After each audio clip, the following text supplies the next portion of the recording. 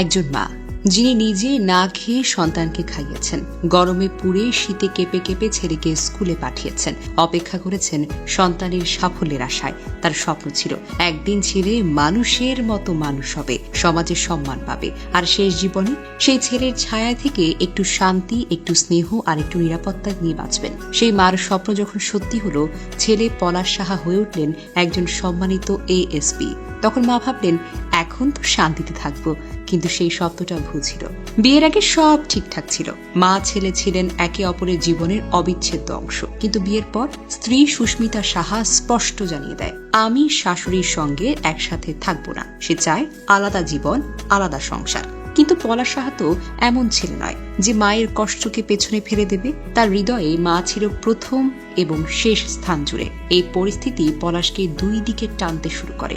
একদিকে ছিল মা, যিনি তার জীবনের সবকিছু দিয়েছেন। অন্যদিকে ছিলেন স্ত্রী, যাকে তিনি খুব ভালোবাসতেন। পলাশের মনে একটা প্রশ্ন বারবার উঠে আসতো, আমার মা আমার জন্য এত কিছু করেছেন, আর আমার স্ত্রী বলছেন তিনি মায়ের সঙ্গে থাকবেন না। এটা কি ঠিক নাকি? সুস্মিতার একের পর এক অভিযোগ, শর্ত আর মানসিক চাপ। তবুও পলাশ ছাড়েননি কাউকে, না মাকে না স্ত্রীকে। তিনি হয়তো ভেবেছেন সময়ের সঙ্গে সঙ্গে তো সব ঠিক হয়ে যাবে, পলাশ তার স্ত্রীকে ডিভোর্স দেওয়ার কথা ভাবতে পারবেন। কিন্তু তিনি তা করেননি। তার স্ত্রীর প্রতি দুর্বলতা ছিল, ভালোবাসা ছিল।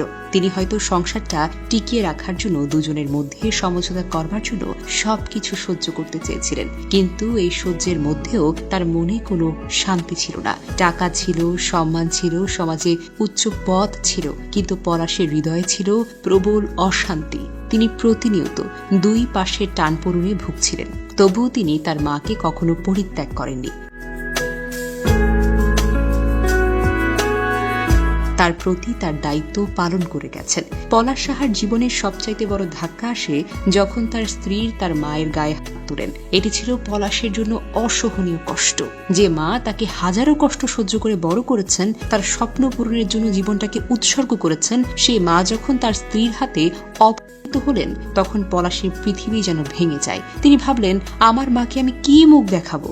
যে মা আমার জন্য সবকিছু করেছেন, তাকে আমি কিভাবে এই অপমান মুখে ফেললাম? এই কষ্ট পলাশের জন্য এতটাই গভীর ছিল, তিনি আর পৃথিবীতেই থাকতে পারলেন না। তিনি জীবনের শেষ সিদ্ধান্ত নিলেন, নিজের লাইসেন্স করা দিয়ে এই পৃথিবী থেকে জানালেন। তার এই সিদ্ধান্ত ছিল বেদনার, কিন্তু এটি তার মায়ের প্রতি অগাধ ভালোবাসার প্রমাণ। তিনি তার মায়ের অপমান সহ্য করতে পারেননি, তার মায়ের দুঃখ তার জন্য অসহনীয় ছিল। এই ঘটনার মাধ্যমে আমাদের সমাজে নতুন করে কিছু প্রশ্ন উঠে আসে। কেন এখনো অনেক মেয়ে বিয়ের পর স্বামীর মা বাবাকে শত্রু মনে করে? কেন আলাদা থাকা এখন আধুনিকতার মানদণ্ড হয়ে দাঁড়িয়েছে? আর একজন সন্তান কেন প্রতিদিন এমন যন্ত্রণায় আটকে থাকে, মা নাকি স্ত্রী? পলাশ সাহার মতো ছেলেরা হারিয়ে না যাক।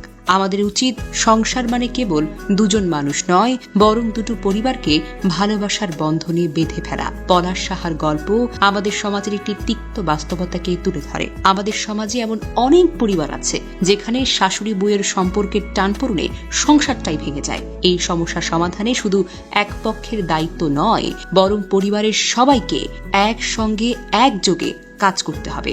একজন স্ত্রীর উচিত তার শাশুড়িকে মায়ের মতো করে সম্মান করা, এবং একজন শাশুড়ির উচিত তার বউকে মেয়ের মতো করে আপন করে নেওয়া।